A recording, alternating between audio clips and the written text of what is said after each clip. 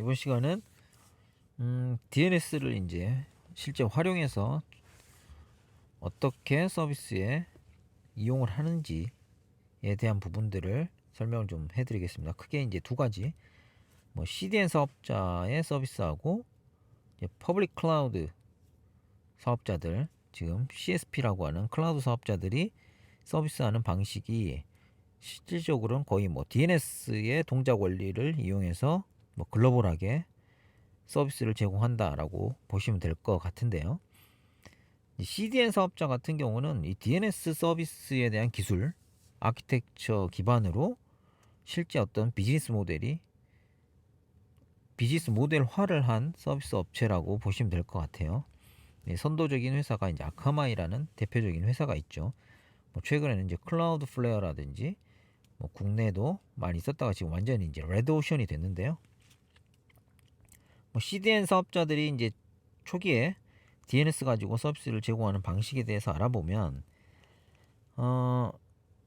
일반적으로 이제 이거는 이제 실제 CP들, 컨텐츠 프로바이더들이 이 서비스를 이제 제공해야 되는데, 이제 B2C, 이제 글로벌에 있는 모든 사용자들한테 나의 어떤 서비스를, 도메인 하나를 가지고 서비스를 제공한다라고 했을 때 이제 나의 서비스에 대한 품질을 향상시키고 어떤 가용성을 높인다든지 웹 보안을 좀 더 강화한다든지 이런 목적으로 사용하신다라고 보시면 될 것 같아요. 가장 기본적인 건 응답 속도를 글로벌하게 어떤 평준화를 시킨다라는 측면이 가장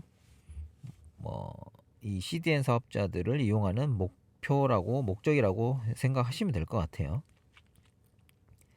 이게 이제 기본적으로 원래 일반적으로 웹 서비스를 한다라고 하면 웹 서비스 팜을 한 군데 만들겠죠. 예를 들어 이제 한국에 만들었다라고 할게. 한국에 여기에 이제 실제 오리진 서버들도 있을 거고, 웹 서버들 밑에 이제 와스나 뭐 DB 이렇게 해서 3티어로 일반적으로 서비스를 제공하죠.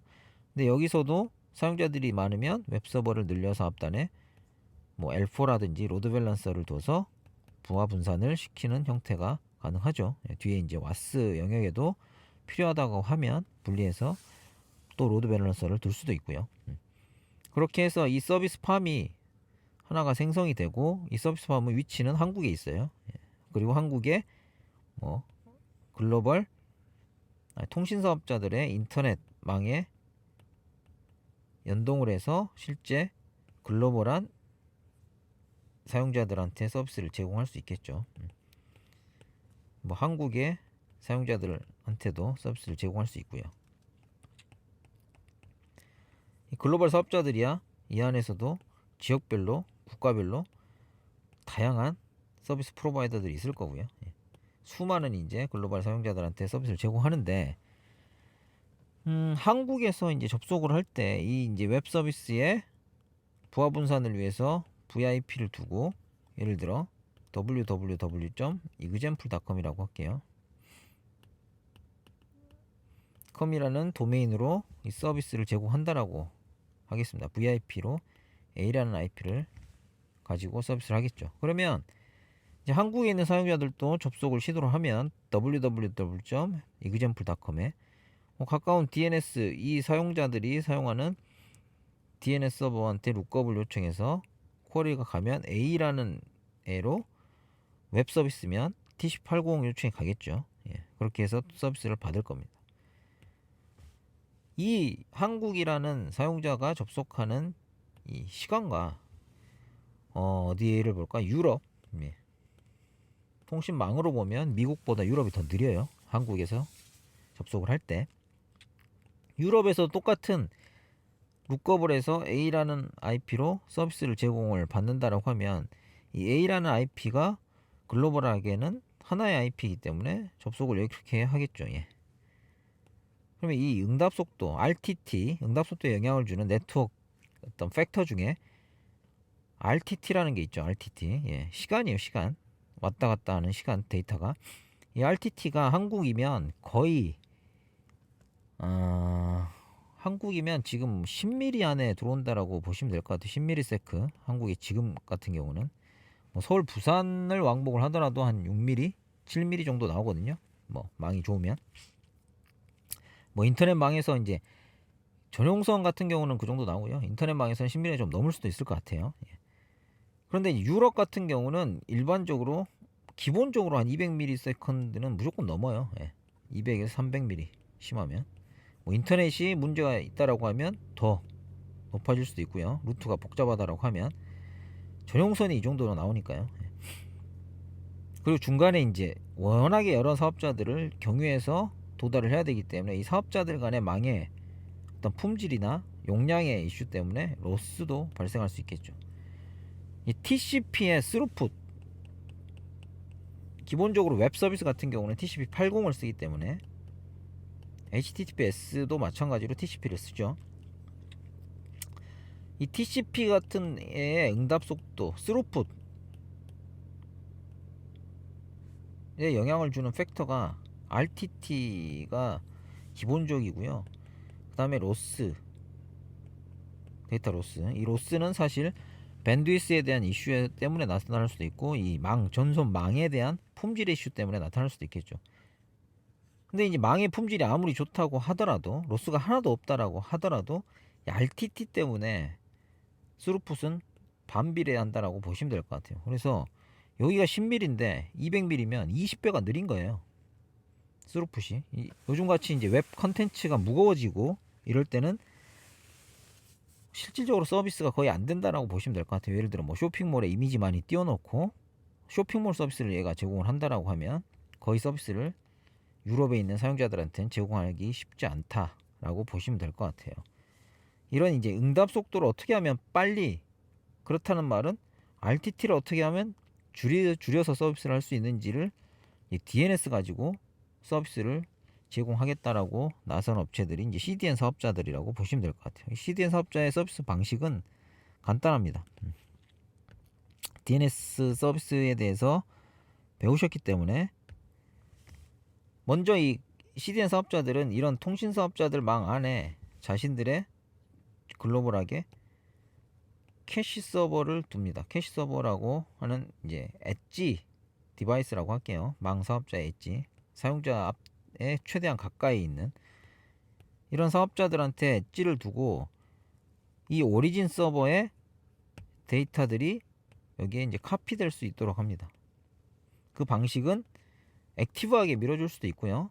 아니면 사용자들이 여기에 접속을 해서 얘가 이제 캐시 서버처럼 동작을 하기 때문에 자기가 있는 데이터는 바로 응답을 해주고 실제로 없는 데이터는 오리지널한테 가져가서 한번 가져와서 캐시에 담고 보내주는 형태로 해서 패시브하게 캐시에 담을 수도 있죠. 그렇게 서비스를 하는데 이제 그렇다는 얘기는 이 CDN 사업자들 같은 경우는 이 엣지 서버에 해당 도메인에 대한 쿼리를 했을 때 가까운 이 사용자가 가까운 엣지 서버한테 요청을 던져줘야 되는 이제 방법이 필요하겠죠. 그게 DNS 서비스를 이용해서 제공을 한다라고 보시면 될 것 같아요. 어떻게? 이제 이 DNS 서버 이제 이 example.com을 가지고 있는 DNS 업체가 관리하는 이 DNS 서버가 있을 거잖아요. 예. 이 DNS 서버에는 www에 대해서 존 파일을 보면 뭐 어드레스 레코드가 A라고 매핑이 되어 있겠죠. 이 DNS 서버에는. 근데 이제 CDN 사업자들은 전체적으로 자신들이 제공하는 서비스의 DNS 서버들을 먼저 놓고요. 여기에 이제 GSLB라는 어떤 로드 밸런서 역할을 하는 L4나 L7 스위치를 둔다라고 보시면 될 것 같아요. 기본적인 동작 원리 방식은. 그리고 해당 서비스를 받는 이 도메인에 대해서 C네임 처리를 하는 거죠. C네임 하게끔. 그러면 이제 뭘 해야 되냐? 사용자가 CDN 사업자한테 서비스를 받고 싶다. 글로벌하는 어떤 응답 속도에 빠른 응답 속도를 제공하고, 그리고 이제 이 사용자의 정보들이 또 CDN 사업자들이 가까운 엣지 서버에서 처리가 된다라고 하면 이 오리진 서버에 대한 부하를 낮출 수가 있겠죠. 예. 그리고 이 오리진 서버가 전체가 죽어버리면 뭐 CDN 사업자의 서비스를 받기 전에는 전체 사용자 이제 글로벌한 모든 사용자한테 서비스가 제공이 안 됐었는데, 이게 문제가 생기더라도 일부 서비스는 가능하게 만들 수가 있겠죠. 예. 뭐 그런 차원. 그 다음에 이제 CDN 사업자들이 이 엣지 서버 뒷단에 보안 솔루션들을 많이 놔둬요. 또 요즘은 웹 서비스에 대한 보안을 확인할 수 있는 어떤 서비스 존을 둬서 웹 보안에 대한 서비스팜, 여기에 이제 보통 보안까지 하면 와프나 이런 웹 보안 역할하는 웹방어벽 같은 게 들어가게 되는데, 그런 서비스도 제공을 해줄 수가 있습니다. 물론 돈을 더 받고요. 뭐 또 얘기가 잠깐 돌았는데, 예, CDN 사업자 CDN 서비스를 받기 위해서 이제 고객이 이 www.example.com에 대한 도메인에 대해서는 나는 CDN 서비스를 받고 싶어 라고 하면, 실제 이 DNS 이 서비스 업체한테 요청을 하게 되면 이 도메인에 대한 CDN 레코드를 하나 생성을 해줍니다. 이 레코드를 자신이 운영하는 아니면 위탁에서 관리하고 있는 이 DNS 실제 NS 역할을 SOA를 가지고 있는 DNS 서버의 존 파일에 CNAME 처리를 해서 해당 CDN 사업자로부터 받은 도메인에 대해서 등록을 해주게 됩니다. 그러면 사용자들이 쿼리가 들어오게 되면 이 여기 어떤 URL 정보가 들어가겠죠. 도메인이 또 결론적으로는 해당 도메인에 대해서 쿼리가 요청이 될 거고요. 이 도메인에 대한 오너십은 이 CDN 사업자가 가지고 있는 DNS 서버 팜으로 쿼리가 들어오게 되는 거고, 그렇게 됐을 때 이 앞단에 있는 GSLB가 해당 쿼리에 대한 소스 IP 정보를 보고 룩업을 해요. 룩업을. 예. GOIP 룩업이라고 그래서 GODB 이 해당 DNS 이 CDN 사업자의 DNS 팜에는 각 지역의 이 엣지 서버로부터 수집해서 각 지역의 IP 대역에 대한 정보가 다 들어 있습니다. 그래서 어떤 DNS 쿼리하는 DNS 서버의 IP로부터 해당 쿼리가 들어오게 되면 가장 가까운 이 소스 IP와 가장 가까운 엣지 서버의 IP를 이제 응답을 해서 전달해 준다라고 이해하시면 될 것 같아요. 그래서 그렇게 해서 이제 CNAME 레코드에 대해서 처리를 한 데이터가 CDN 사업자의 DNS 서비스 팜으로 들어오게 되면 이 GSLB가 해당 소스 IP를 쿼리 들어오는 소스 IP를 확인해서 DNS겠죠 이게 가까운 엣지 서버에 값을 던져줘서 실제 사용자들이 해당 가까운 엣지 서버로 접속하게끔. 여기에 이제 100% 일치하지 않는 게 사용자의 호스트 IP를 룩업을 하는 게 아니고요. 어차피 DNS 쿼리를 가지고 룩업을 한다라고 하면 이 사용자가 지정하고 있는 DNS 서버가 이제 리커시브한 룩업을 담당하고 있는 DNS 서버의 IP로 확인해서 가장 가까운 엣지 서버의 IP를 전달한다라고 보시면 될 것 같아요. 근데 이제 이것도 최근에는 DNS 쿼리에 이제 사실 사용자의 IP까지 전달할 수 있는 DNS 뭐 익스텐션 프로토콜도 있고요. 그리고 이제 이 CDN 사업자하고 좀 다르지만 실제 한번 쿼리가 들어와서 사용자의 IP도 전달을 또 받아가지고 접속하는 형태로 서비스를 제공하고 있는 사업자들도 있어요. 예. 그렇게 이해하시면 될 것 같아요. 그래서 CNAME 쿼리를 이제 정보를 한다든지 아니면 하위 도메인에 대해서 나는 여러 개를 다 받고 싶다라고 하면 아예 NS 레코드로 해서 별도의 네임 서버, 이 CDN 사업자가 가지고 있는 DNS의 네임 서버로 델리게이션을 시킬 수도 있겠죠. 뭐 따따따 하위에 대한 도메인에 대해서는 나는 얘한테 모든 CDN 서비스한테 서비스를 받겠어라고. 그렇게 해서 CDN 서비스는 이루어진다라고 이해하시면 될 것 같아요. 그렇게 되면 가까운 사용자들이 빠르게 서비스를 제공받을 수 있겠죠. 모든 사용자들이. 근데 이제 사용량 기준으로 과금이 된다라고 이해하시면 될 것 같아요. 실제 처리한 바이트 단위의 과금 체계다라고 이해하시면 되고, 아까 말씀드렸던 보안 서비스를 좀 더 추가하고 싶다. 디도스에 대한 방어도 나는 여기서 1차적으로 하고 싶다라고 하면 그런 보안 서비스를 제공하는 어떤 서비스도 추가적으로 받으시면 거기에 대한 추가 가금이 이루어진다 라고 이해하시면 될 것 같아요. 그래서 일반적으로 CDN은 뭐 그렇게 대부분의 대형 웹 서비스를 제공한다거나 아니면 게임 업체들, 뭐 다운로드 트래픽들이 대부분 또 많죠. 게임 업체들은 뭐 그런 업체들이 서비스 CP 컨텐츠 사업자들이 다 사용하고 있다라고 보시면 될 것 같아요. 그리고 이제 최근에 퍼블릭 클라우드에 대한 사용이 늘고 있는데 인터넷상에서 서비스를 제공하고 있는 퍼블릭 클라우드 사업자들도 대부분 이 DNS 기반의 서비스로 자신의 자원들을 서비스를 한다라고 보시면 될 것 같아요. 그 중에 아주 일반적인 거 하나만 말씀드릴게요. 뭐 얼마 전에 저희 국내에서도 이제 AWS 같은 경우가 서비스를 하다가 18년인가요? 예, 가을쯤인가? 예.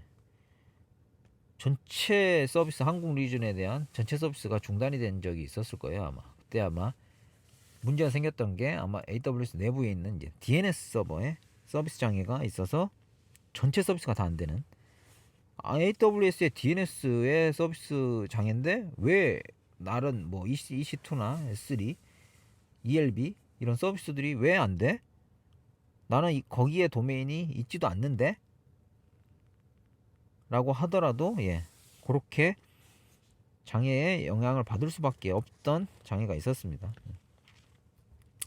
이제 AWS의 기본적인 서비스 중에 뭐 EC2 같은 서비스에 대한 자원들도 있고요. 이 여러 대 EC2를 제공하기 위해서 이제 ELB 같은 로드 밸런스 역할하는 자원도 생성해서 연동을 시켜서 서비스를 하게 되죠. 그게 이제 뭐 이게 이제 퍼블릭 클라우드를 또 쓰게 되면 스케일 아웃이 용이하기 때문에 여기 오토 스케일링 같은 그룹도 묶어가지고 확대를 해서 자동적으로 확장을 하는 형태 이벤트나 이런 트래픽이 과다할 때 대응할 수 있게 서비스도 할 수 있는데 이 ELB, EC2 다 AWS 내에서는 어떤 도메인명으로 다 매핑이 돼서 서비스와 매핑되어 있다라고 보시면 될 것 같아요. ELB를 저희가 하나를 생성하더라도 실제 뭐 외가시망에서의 L4에서 세팅하는 VIP로 IP를 쓰는 게 아니고 ELB에 실제 어떤 도메인 AWS가 오너십을 가진 어떤 도메인으로 매핑이 돼서 얘로 등록해서 실제 웹 서비스를 제공받는 형태라고 보시면 될 것 같고요. 이 웹 서비스에 대해 사실은 ELB 자체도 스케일 아웃이 돼야 되기 때문에 웹 서비스의 이 도메인에 대해서 이 해당 도메인의 정보를 이제 CNAME 처리를 해야 되는 방식이라고 보시면 될 것 같아요. 거의 CDN 서비스 사업자의 DNS를 등록하는 방식하고 거의 유사하죠.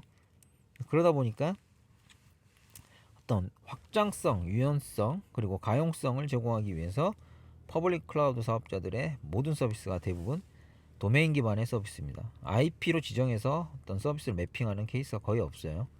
왜냐하면 리즌도 분산이 되어 있고 가용성을 제공하는 가용 존도 분산이 되어 있고 근데 하나의 서비스처럼 엮여서 서비스가 제공되어야 되기 때문에 다 도메인으로 매핑이 돼서 실제 내부적으로 관리되고 뭐 응용하고 붙어 있다라고 보시면 될 것 같아요. 그러다 보니 퍼블릭 클라우드 사업자들도 대부분 DNS 서비스를 가지고 있죠. AWS 같은 경우는 루트53이라는 이름으로, 그리고 애저 같은 경우가 아마 애저 DNS라고 있을 거고요. 구글도 구글 DNS라는 형태로 아예 DNS를 등록하고 도메인을 여기다 등록할 수도 있고요. 마치 등록기관의 역할부터 시작해서 등록기관에서 제공하는 어떤 기능하고 거기에 DNS 서버의 기능들, 그 다음에 리졸버의 역할들까지도 서비스를 같이 제공을 해서 확대를 하고 있다라고 보시면 될 것 같아요.